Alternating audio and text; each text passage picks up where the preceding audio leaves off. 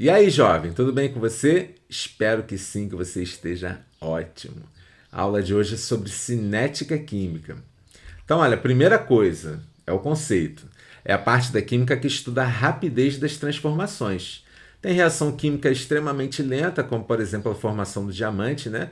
Como a Terra pega lá o carbono e transforma em diamante. E a gente tem explosões diversas, né? O acionamento de um airbag são reações extremamente rápidas, ok?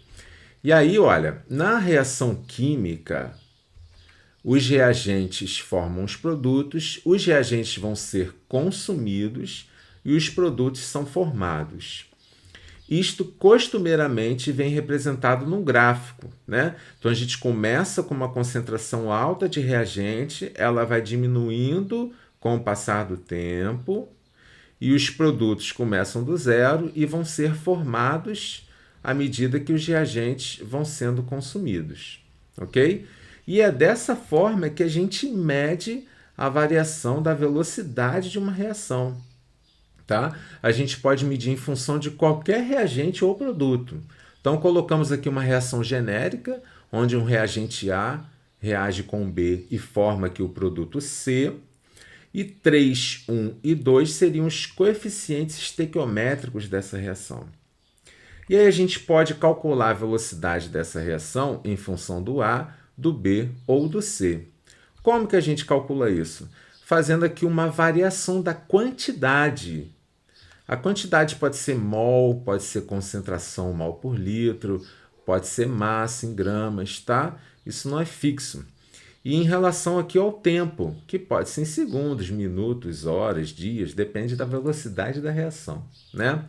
O que acontece, olha, é que essa velocidade, né, ela é calculada aqui com valor absoluto. Não tem velocidade negativa. Porque uma reação ela acontece e aí ela tem uma velocidade, ou ela não acontece e aí a velocidade é zero, tá? Então pode ser em função do A, pode ser em função do B, tá? Variação do B, valor sempre absoluto em função do tempo, ou em função aqui do produto C, né? A variação da concentração do C em função do tempo, tá? Então, olha, um exemplo, né? A substância A em mol por litro, a quantidade dela está diminuindo, o que significa que ela é um reagente, tá? E aqui o tempo está em minutos. Qual seria a velocidade média de A no intervalo de tempo de 0 a 8 minutos? Ora, a gente vai fazer isso variando aqui, né, vendo a variação da concentração do A em função do tempo, certo?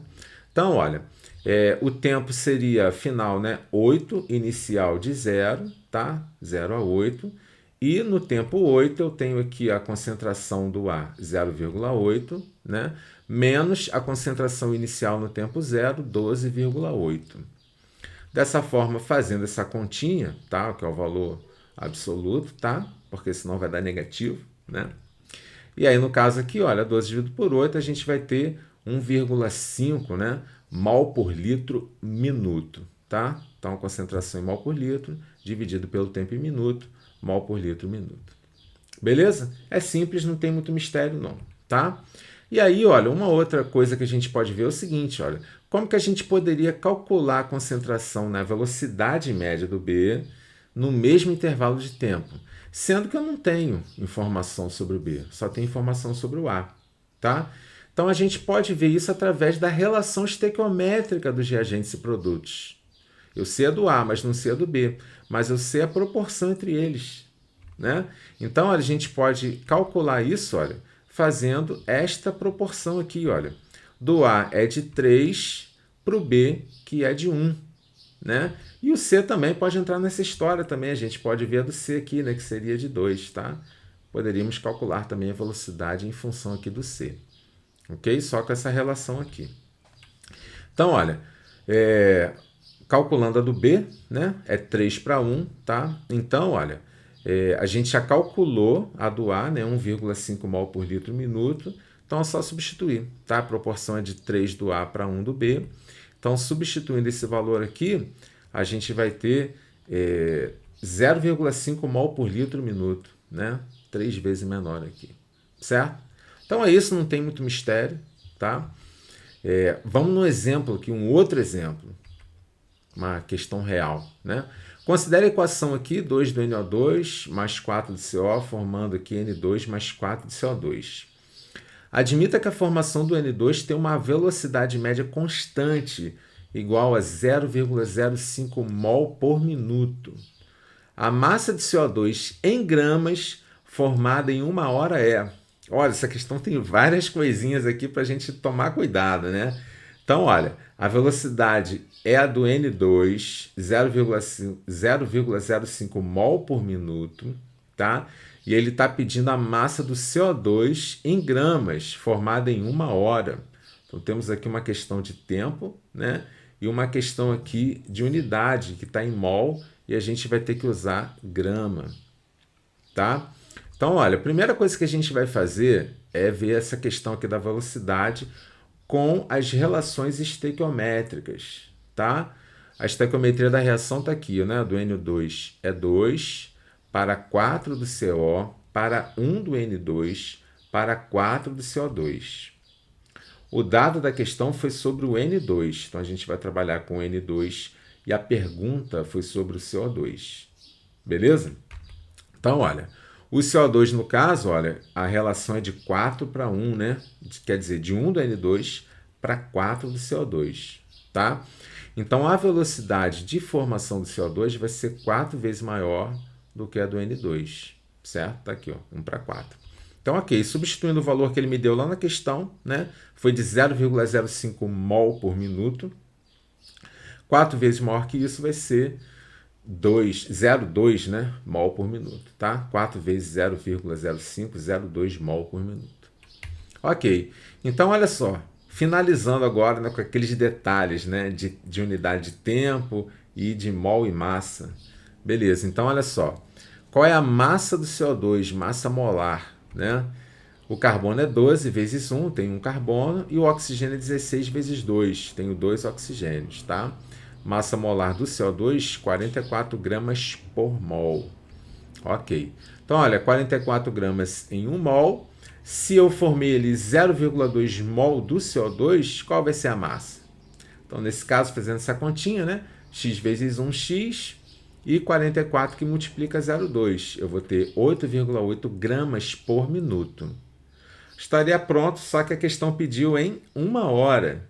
Então, a gente tem que ver isso aqui ao invés de minuto, por hora. É uma outra regrinha, né? Nesse caso aqui, a gente acabou de calcular 8,8 gramas em 1 minuto. Em 1 hora, 60 minutos, a gente vai ter um pouquinho mais, né? Nesse caso aqui, x vezes 1x, 8,8 que multiplica 60 minutos, então daria 528 gramas por hora, ok? Então, a gente, em termos de cinética, só utilizamos ali a proporção da reação, a estequiometria, né? E aqui a gente fez essas variações aí de unidade de mol e massa, né? E da minutagem aqui, né? Que ele pediu para ser em hora. Ok? Então é isso. Um outro conceito extremamente importante em cinética é a lei da ação das massas.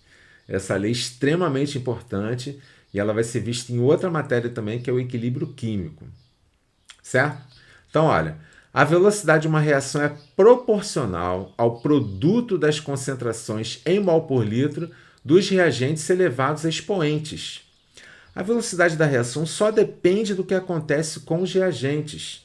Produto é uma consequência do que acontece entre os reagentes. Nesse caso aqui, reagentes genéricos A e B.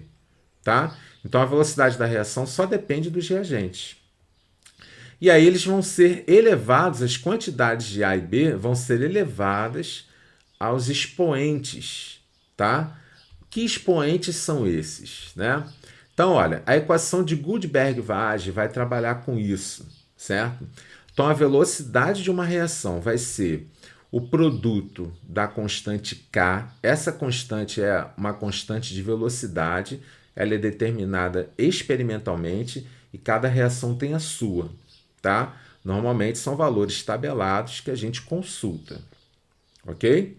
Então, aqui, olha, concentração do A e concentração do B, produto das concentrações elevado a expoentes. Então, o A vai estar elevado a um expoente x e o B vai estar elevado a um expoente y. O que vai variar no caso das reações, dependendo do tipo de reação, é como a gente determina esses expoentes. Então, olha, x e y são as ordens dos reagentes e vão ser determinados, tá? Ordem da reação é a soma das ordens dos reagentes. Isso é uma coisa pedida em questão. Beleza? Então, olha, vamos ver quais são os casos. Para reações elementares, o que é uma reação elementar? Então, uma reação elementar é aquela que ocorre em uma única etapa, né, de uma vez só, certo? Então, olha, o reagente A reagindo com o B está formando C. Os coeficientes são esses aqui, do A é 2 e do 3 é B, tá? Então, quando a reação é elementar, os expoentes x e y serão os coeficientes da equação balanceada. Então, olha, 2 e 3. No caso aqui, a velocidade vai ser dada da seguinte forma. Velocidade, uma constante k, o produto da concentração do A elevado ao expoente dele, que vai ser, nesse caso aqui, o coeficiente estequiométrico, 2, vezes a concentração do B elevado ao expoente dele, que vai ser o balanceamento dele, que aqui no caso é o 3. Tá? É o caso mais simples, né? Os expoentes são os coeficientes estequiométricos da reação. Lembrando que o produto não entra na velocidade, tá? E aí o lance da ordem, né? A ordem do A vai ser uma reação aqui de segunda ordem, já que o expoente é 2. O B vai ser de terceira ordem, já que o expoente é 3. E a ordem da reação vai ser simplesmente quinta, ou ordem 5, né? Que seria a soma das ordens aqui do A e do B. Então, 2 com 3, quinta ordem. Ok? É tranquilo, né? Agora, olha, para reações não elementares. O que são reações não elementares? São aquelas que não ocorrem em uma etapa única. Vão ser 2 ou mais etapas, tá? Então, olha, o reagente A reagindo com B para formar um produto E, né? Como então a gente determina esses expoentes x e y para essas reações que ocorrem em mais de uma etapa? Nesse caso aqui, olha, vamos admitir a primeira etapa, onde o A e o B estão formando um C, e depois esse C reage com o B de novo para formar o produto E, né, que é o nosso destino aqui. Então, olha, vou sugerir que a etapa 1 é a etapa rápida e a etapa 2 é a etapa lenta. Neste caso de etapa rápida e etapa lenta, a etapa que determina a velocidade da reação é a etapa lenta. Então, neste caso, a velocidade da reação vai simplesmente ser determinada pela etapa lenta, que seria aqui o C produto com o B. O C elevado aqui ao expoente 2, tá? E o B elevado ao expoente 1. Isso não altera nada, né? Mas seria isso, ok? Então, olha, ficou velocidade, uma constante k, determinada experimentalmente, concentração do C elevado ao quadrado, vezes a concentração do B elevado a 1. Certo? Nesse caso aqui, ó, ordem do C, segunda ordem, e ordem do B, primeira ordem, que são os coeficientes aqui, certo? A ordem da reação vai ser 2 mais 1, terceira ordem, ou ordem 3. É isso, tá? E temos ainda o caso onde os expoentes x e y vão ser determinados através de dados experimentais, tá? Então, através de dados coletados em experiência de laboratório, a gente consegue determinar também o valor desses expoentes. Então, qual vai ser a expressão da velocidade para um caso desses, né? Como que a gente vai fazer isso, então? Então, temos aqui um quadro com dados experimentais, tá? Concentração do reagente A em mol por litro, e essa concentração aqui em 3 experimentos. E a concentração do reagente B também em 3 experimentos, e a velocidade variando nesses 3 experimentos, tá? Então, vamos analisar a seguinte situação. A primeira vai ser a concentração do A variando e a concentração do B fixa, tá? Então, olha, isso acontece aqui, né? O A variando, ele variou aqui do segundo para o terceiro experimento. Aqui, nesse caso, aqui, a concentração aqui, olha, dobrou, né? Está multiplicada por 2. E neste caso aqui, a velocidade, olha, também dobrou, né? Também está multiplicada por 2. Então, como a gente faria para determinar aqui o tal do expoente x, né? Que seria o expoente aqui do reagente A, tá? Então, a gente vai fazer da seguinte forma, olha, a gente vai pegar aqui a variação aqui, olha, do A, que foi de 2, né? Vamos elevar isso ao expoente x, que é o que a gente quer determinar. E vamos igualar ao que aconteceu com a velocidade. Ora, quando eu dobrei aqui a velocidade, né, a velocidade aqui também dobrou. Então, a gente vai igualar a esse valor aqui. Tá? Então, nesse caso aqui, olha, para essa expressão ser verdadeira, 2 elevado a x ser igual a 2, né, o valor do x tem que ser 1, né, porque 2 elevado a 1 vai ser igual a 2. Então, acabamos de descobrir aqui o valor do expoente x. Nesse caso aqui é 1. Tá? Agora, a gente vai avaliar a concentração do B variando e a concentração do A fixa. Ok? Então, olha, isso acontece aqui, né? O B variando e a do A fixa. Tá? Do experimento 1 para o 2, a do A está fixa e a do B está variando. Tá? Então, nesse caso aqui, olha, a gente dobrou a concentração do B, tá? E o que aconteceu com a velocidade? Ora, a velocidade, ela quadruplicou, né? Foi multiplicada aqui por 4, olha. Certo? De 2 virou 8, né? Então, olha, vamos calcular aqui o valor do expoente y. Então, a gente vai pegar esse efeito aqui, que foi dobrar a concentração, multiplicar por 2. Vamos elevar ao expoente y e vamos igualar ao que aconteceu com a velocidade. Nesse caso aqui, a velocidade foi multiplicada por 4. Então, 2 elevado ao y igual ao que aconteceu com a velocidade, 4. Para esta expressão ser verdadeira, né, o valor do y tem que ser 2, porque 2 elevado a 2 igual a 4. Então, repara que neste caso, né, os expoentes ficaram diferentes dos coeficientes estequiométricos. Tá? O A ficou elevado a 1, né, e o B ficou elevado a 2. E aí, determinando a ordem da reação, né, em relação a A é de primeira ordem, em relação ao B é de segunda ordem, e a ordem da reação vai ser essa soma aqui, que é a terceira ordem. Ok, jovem?